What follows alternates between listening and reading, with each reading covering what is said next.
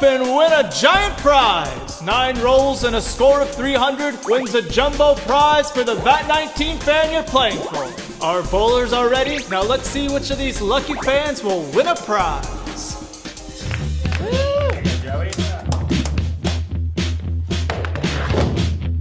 Oh, 50 right off the bat. Yeah, Kara.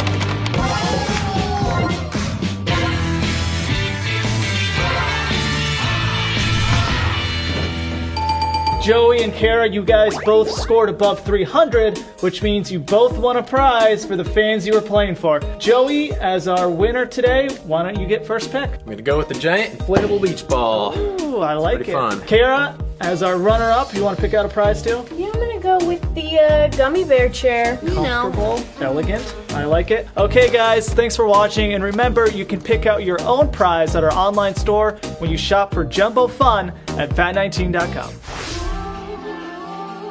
So this was definitely one of the most ambitious builds that we've had yet, and there was a lot that we had to figure out how to do. The first and most challenging thing that we didn't know how to do was how to build the curve for the ramp. So we just started with a baseball and tried to figure out the best way to launch a ball into the air.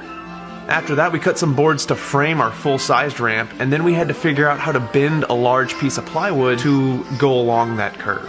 First, we tried the circular saw, but that didn't work. We found out a table saw would work really well, and it just took a lot of time and a lot of cutting. After we made all the cuts in the board, we had to get it to bend a little bit more, so we covered the whole thing in plastic and steamed it up in there to get the wood nice and soft. After that, we were able to ratchet strap it to the ramp and secure it with some nails. There were still some bumps and cracks, so we used some wood filler to fill in all of those gaps.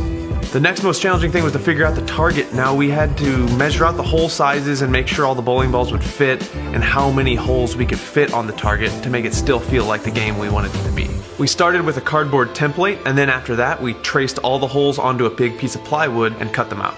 For the cups on the targets, we used large plastic buckets and cut the tops off of them so they would rest just in the holes. Once we cut all the holes out for the target's face, we had to build a frame and a box for the target, as well as a ball return so the balls would come back to us. Regular nets you're used to seeing in a game like this wouldn't really work for a bowling ball, so we had to use some metal hardware cloth to really keep the ball in so we could still see what was happening, but keep the ball from flying out. We hooked sensors up to all the holes that were then wired to a computer system that would display the entire score on a screen above the game. Once we figured out the scoring system, it was time to paint on the lane markers. Then we just had to put on the finishing touches, and we were ready to play.